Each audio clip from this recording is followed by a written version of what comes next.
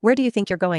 The voice, a low velvet whisper laced with ice, cut through the pulsing bass of the party. I froze, my hand inches from the dorm room doorknob. He was here, of course he was here. I turned slowly, a rehearsed smile plastered on my face. Lachlan Ashford leaned against the opposite wall, a chillingly still point in the chaos of dancing bodies. He was only looking at me. Lock, I said, my voice a little too bright. I was just getting some air. He pushed off the wall, moving toward me with that predatory grace that always made my stomach clench. The crowd parted for him as if by instinct. You've had enough air, he said, his eyes scanning my dress, lingering for a moment on the hand of the boy I'd been dancing with just minutes before. He reached me, his fingers wrapping around my wrist, not tight, never tight enough to leave a mark, just an inescapable claim. We're leaving, the party's just getting started. I protested weakly, a pathetic final stand for a freedom I never really had. He leaned in, his lips brushing against my ear, sending a shiver down my spine that was equal parts terror and something else I refused to name. The party is over, he murmured, his other hand coming up to cup my jaw, tilting my face to his. We're 18 now, Isla, you can't run from this anymore. And then he kissed me right there in the middle of the crowded room, a kiss that wasn't about affection, but about ownership, a brutal, beautiful reminder that I was, and always would be, his. It started with a note, a stupid, folded piece of notebook paper slipped into the front pocket of my backpack. I didn't even know who it was from, some guy named Mark. Apparently, he thought my hair looked nice. He wanted to know if I'd maybe want to get a coffee after the SATs were over. I should have thrown it away the second I found it. Instead, I made the mistake of leaving it on my desk while I went to take a shower. When I came back, Lachlan Ashford was sitting on the edge of my bed, holding the small piece of paper between his thumb and forefinger as if it were a dead insect. His room was in the main house of the Ashford estate, mine was in the staff quarters, a 5-minute walk across the manicured lawn, a 5-minute walk that felt like crossing an ocean. What's this? He asked, his voice deceptively calm. I felt a familiar cold dread pool in my stomach. It's nothing, just some guy being weird. I reached for it, but he pulled it back. Mark, he read the name aloud, tasting it with disgust. He likes your hair. His eyes, the color of a stormy sea, lifted to meet mine. Do you like Mark's attention, Isla? No, I said quickly. I don't even know who he is. I was going to throw it out. He watched me for a long moment, his gaze so intense it felt like he was trying to see straight into my soul. Then, he did something that terrified me more than any shouting match could. He smiled. Okay, he said softly, standing up. He handed the note back to me. Throw it out. Then, he walked out of my room without another word. I should have been relieved. Instead, I felt like a prisoner who had just heard the warden sharpening a new set of keys. The surveillance started that night. My phone buzzed on the nightstand, a FaceTime request from Lachlan. It was 2 a.m. I answered, my heart hammering against my ribs. His face filled the screen, sculpted and perfect even in the grainy light. He was in his bed, propped up against a mountain of pillows. Go back to sleep, he said, his voice a low rumble. I blinked, confused. I was asleep. I know, he said, I just wanted to see you. He didn't hang up. He just set the phone on his own nightstand, the camera aimed at his face, an unspoken command. I had to do the same, and so began the new ritual. 24 hours a day, a video call connected us. When I was in my room, my phone had to be propped up where he could see me. I'd be doing homework, and his face would be there in the corner of my vision, watching. I'd be sleeping, and he'd be there. I would wake up in the middle of the night, and his eyes would be open, staring out from the small screen. He wasn't sleeping. After a few days, dark circles began to bloom beneath his eyes, making him look like a beautiful, tragic panda. You look like a panda, I told him one morning, trying to make a joke of the madness. And you look like you're thinking about running off with Mark, he retorted without missing a beat, his eyes narrowing. I was afraid he was going to die from sleep deprivation. You have to sleep, Lachlan, I pleaded. Are you trying to get rid of me? He shot back, his voice sharp with paranoia. So you can sneak out and meet him? The logic was so twisted, so insane, that I couldn't even argue. This was my life, a prisoner in a gilded cage, with a warden who never slept, and the worst part? My mother, Diane, was